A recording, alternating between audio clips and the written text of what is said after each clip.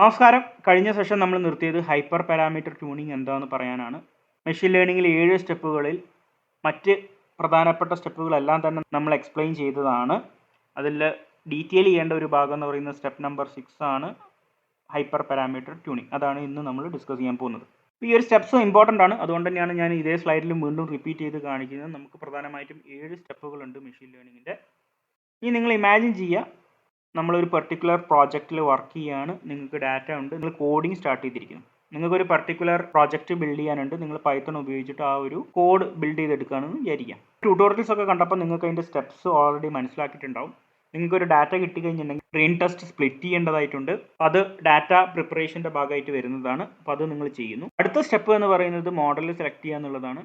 അത് KNN ആണ് ഉപയോഗിക്കുന്നതെങ്കിൽ അതുമായിട്ട് ബന്ധപ്പെട്ടുള്ള പാരാമീറ്റേഴ്സ് ഒക്കെ നിങ്ങൾ ഡിഫൈൻ ചെയ്യണം. ഇനി അതല്ല SVM ആണെങ്കിൽ ഡിഫറെൻ്റ് ആയിട്ടുള്ള പാരാമീറ്റേഴ്സ് ആണ് നിങ്ങൾ ഡിഫൈൻ ചെയ്യേണ്ടതായിട്ടുള്ളത്. ട്രെയിൻ ചെയ്ത് കഴിഞ്ഞിട്ടാണ് നമുക്ക് കോയിഫിഷ്യൻസ് അല്ലെങ്കിൽ വെയിറ്റ് കിട്ടുന്നത്. മോഡലൊക്കെ സെലക്ട് ചെയ്ത് ട്രെയിൻ ചെയ്യുന്നു, എന്നിട്ട് നിങ്ങളുടെ തീറ്റ കാൽക്കുലേറ്റ് ചെയ്യാണ് ചെയ്യുന്നത്. ഇവിടെ നമ്മൾ പാരാമീറ്റേഴ്സ് എന്നുള്ള വാക്ക് ഓൾറെഡി ഉപയോഗിച്ചിരുന്നു. അതിൽ തന്നെ 2 തരത്തിലുണ്ട്. ഒന്ന് മോഡൽ പാരാമീറ്റേഴ്സ്, 2 ഹൈപ്പർ പാരാമീറ്റേഴ്സ്. എന്താണ് മോഡൽ പാരാമീറ്റേഴ്സ് എന്ന് പറയുന്നത്? These are parameters that must be determined using the training data set. നിങ്ങൾ ഈ 4ാമത്തെ സ്റ്റെപ്പിൽ ശ്രദ്ധിക്കുക, നിങ്ങൾ ട്രെയിൻ ചെയ്ത് കഴിഞ്ഞിട്ട് കിട്ടുന്ന വെയിറ്റുകളെയാണ് നമ്മൾ മോഡൽ പാരാമീറ്റേഴ്സ് എന്നതുകൊണ്ട് ഉദ്ദേശിക്കുന്നത്. ഏതൊക്കെ പാരാമീറ്റേഴ്സ് ആണ് നമ്മൾ അഡ്ജസ്റ്റ് ചെയ്യേണ്ടത് മോഡൽ കൃത്യമായിട്ട് പ്രെഡിക്റ്റ് ചെയ്യാനായിട്ട്? ആ പാരാമീറ്റേഴ്സിനെയാണ് ഹൈപ്പർ പാരാമീറ്റേഴ്സ് എന്ന് പറയുന്നത്. ഉദാഹരണത്തിന് സപ്പോർട്ട് വെക്ടർ മെഷീൻ അൽഗോരിതമാണ് ഉപയോഗിക്കുന്നതെങ്കിൽ കേർണൽ സെലക്ട് ചെയ്യണം, അതുപോലെ തന്നെ C വാല്യൂ സെലക്ട് ചെയ്യണം. അങ്ങനെ ഒരുപാട് പാരാമീറ്റേഴ്സ് നമ്മൾ കൊടുക്കുന്നുണ്ട്. ഇത് ഏത് പാരാമീറ്റർ കൊടുത്താലാണ് കൃത്യമായിട്ട് പ്രെഡിക്റ്റ് ചെയ്യുക എന്നുള്ളത് നമുക്ക് ആദ്യമേ ഒറ്റയടിക്ക് പറയാൻ വളരെ ബുദ്ധിമുട്ടാണ്.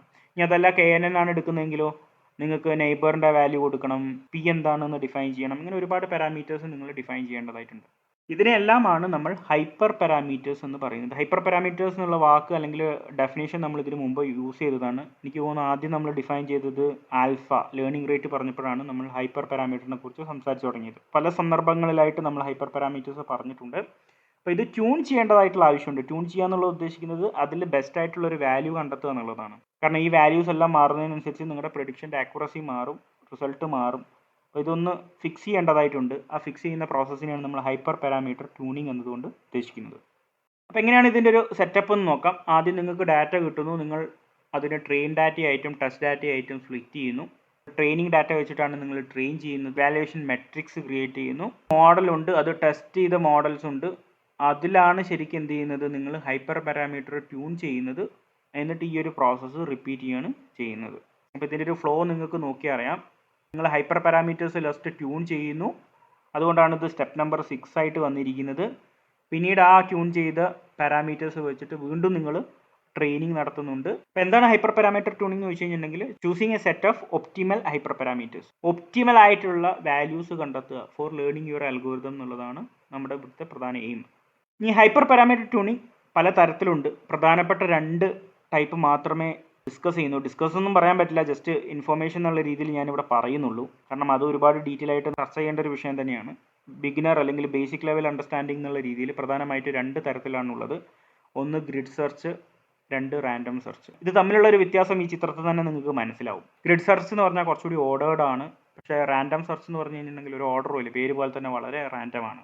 എന്താണ് ഈ കള്ളി കൊടുത്തിരിക്കുന്നതെന്ന് വെച്ചിട്ടുണ്ടെങ്കിൽ ഇത് ഹൈപ്പർ പാരാമീറ്റേഴ്സിൻ്റെ വാല്യൂസ് ആണ്. ഇതൊരു 2 ഡയമെൻഷനിൽ കൊടുത്തു എന്നുള്ളൂ. നിങ്ങൾക്ക് ഒരുപാട് ഹൈപ്പർ പാരാമീറ്റേഴ്സ് വരാം. അതിനനുസരിച്ച് ഓരോ ഹൈപ്പർ പാരാമീറ്റേഴ്സിനും പല സെറ്റ് ഓഫ് വാല്യൂസ് നിങ്ങൾക്ക് ഇമാജിൻ ചെയ്യാം. ഇവിടെ നമ്മൾ 2 പാരാമീറ്റേഴ്സെ കൺസിഡർ ചെയ്യുന്നു എന്നുള്ളെങ്കിൽ അതൊരു 2 ഡയമെൻഷൻ ആണ്. ആ രീതിയിലാണ് കാണിച്ചിരിക്കുന്നത്. അങ്ങനെയെങ്കിൽ എങ്ങനെയാണ് അൽഗോരിതം ആ വാല്യൂസ് സെർച്ച് ചെയ്തെടുക്കുന്നത് എന്നുള്ളതാണ് ഇവിടെ കാണിച്ചിരിക്കുന്നത്. ഗ്രിഡ് സെർച്ച് ആണെങ്കിൽ ഒരു ഗ്രിഡ് പോലെയാണ് അത് സെർച്ച് ചെയ്യുന്നത്.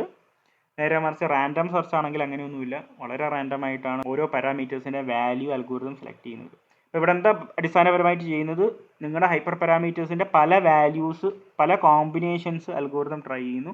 അതിൽ ഏത് കോമ്പിനേഷൻസ് ആണ് ബെറ്റർ ആയിട്ട് പ്രെഡിക്റ്റ് ചെയ്യുക എന്നുള്ളതാണ് അറിയാൻ ശ്രമിക്കുന്നത്.